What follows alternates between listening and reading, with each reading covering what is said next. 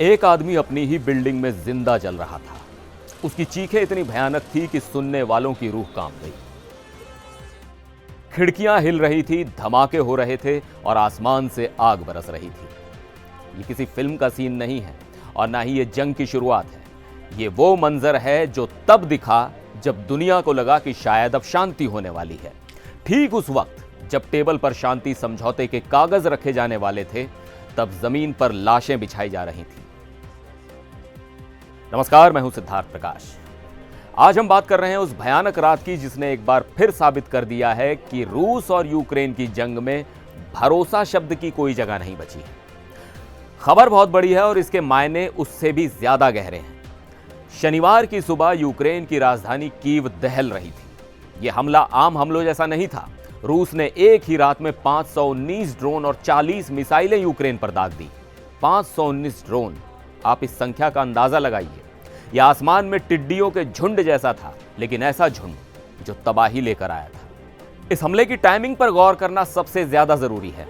यह हमला तब हुआ है जब यूक्रेन के राष्ट्रपति वोलोदिमीर ज़ेलेंस्की अपना बैग पैक करके अमेरिका के फ्लोरिडा के लिए निकल रहे थे। जी हां, रविवार को अमेरिका के राष्ट्रपति डोनाल्ड ट्रंप और ज़ेलेंस्की के बीच एक बहुत ही अहम मुलाकात होनी है। एक ऐसी मुलाकात जिस पर पूरी दुनिया की नजरें टिकी हैं, क्योंकि माना जा रहा है कि इसमें इस करीब 4 साल पुरानी जंग को खत्म करने का ब्लूप्रिंट तैयार होगा। लेकिन जैसे ही ज़ेलेंस्की ने अपना प्लेन पकड़ा, उससे ठीक पहले पुतिन ने अपना संदेश भेज दिया। रूस ने साफ कर दिया कि वो बातचीत की टेबल पर किसी दबाव में नहीं आने वाला। ज़ेलेंस्की ने खुद कहा कि वो अभी रास्ते में हैं, कनाडा में रुकेंगे, प्रधानमंत्री मार्क कार्नी से मिलेंगे और फिर ट्रंप से मिलेंगे, लेकिन उनके पीछे उनका देश जल रहा है। ज़ेलेंस्की ने अपनी यात्रा के दौरान एक ऑडियो मैसेज भेजा और कहा, आज रूस ने दिखा दिया कि वो अमेरिका और यूक्रेन के बीच होने वाली शांति वार्ता का जवाब कैसे देता है। जरा जमीनी हकीकत पर नजर डालते हैं।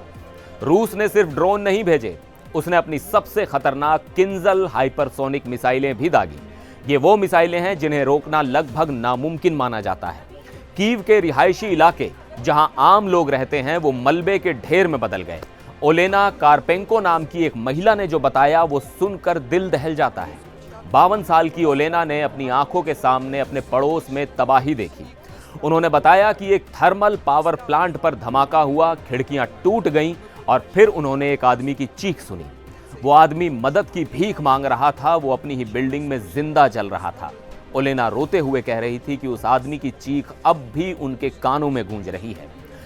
यूक्रेन के गृह मंत्री ने बताया कि 10 से ज्यादा रिहायशी इमारतें पूरी तरह बर्बाद हो गई हैं। लोग मलबे के नीचे दबे हुए हैं। इमरजेंसी क्रू ने एक 18 मंजिला और एक 24 मंजिला इमारत में लगी आग को बुझाने के लिए जान की बाजी लगा दी।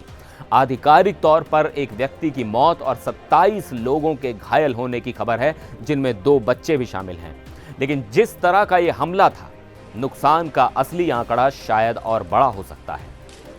इस हमले की गूंज सिर्फ यूक्रेन तक सीमित नहीं रही, इसका असर पड़ोसी मुल्क और नाटो सदस्य पोलैंड तक भी पहुंच गया।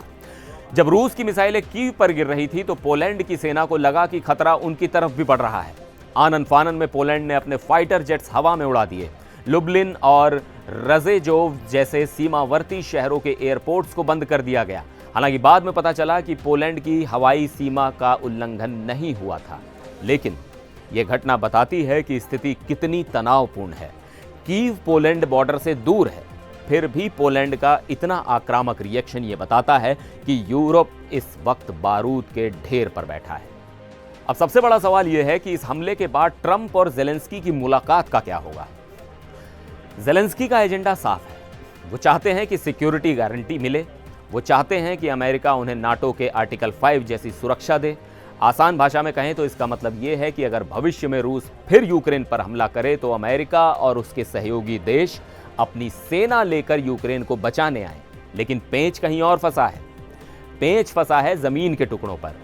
डोनेट्स्क और ज़ैपोरिज्जिया जैसे इलाके जिन पर रूस का कब्जा है, उन्हें लेकर बातचीत होनी है।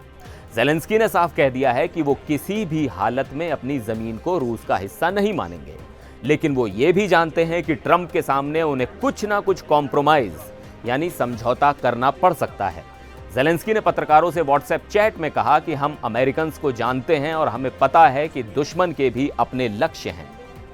रूस के रक्षा मंत्रालय ने इस हमले को जवाबी कार्रवाई बताया है। उनका कहना है कि यूक्रेन ने रूस के नागरिक इलाकों पर हमले किए थे, इसलिए उन्होंने ये मैसिव स्ट्राइक की। रूस का दावा है कि उसने यूक्रेन के एनर्जी इंफ्रास्ट्रक्चर और मिलिट्री फैक्ट्रियों को निशाना बनाया है, और ये सच भी है। कीव के कई इलाकों में बिजली और हीटिंग सिस्टम पूरी तरह ठप हो गया है। कड़कड़ाती ठंड में बिना बिजली और हीटर के रहना बम गिरने से कम तकलीफदेह नहीं है। लेकिन एक्सपर्ट्स का मानना है कि यह हमला सिर्फ बदला नहीं है, ये एक नेगोशिएशन टैक्टिक है, यानी बातचीत से पहले अपनी ताकत दिखाकर सामने वालों को डराना। पुतिन ये संदेश देना चाहते हैं कि अमेरिका चाहे जो भी वादे कर ले, यूक्रेन की तबाही का रिमोट कंट्रोल अभी भी मॉस्को के पास है। अब सबकी नजरें फ्लोरिडा पर हैं। क्या ट्रंप इस हमले के बाद पुतिन पर दबाव बनाएंगे, या फिर यूक्रेन को शांति के लिए अपनी जमीन की कुर्बानी देनी होगी? ये देखना दिलचस्प होगा। इस पूरी खबर पर हमारी नजर बनी रहेगी। आप देखते रहिए एनडीटीवी इंडिया।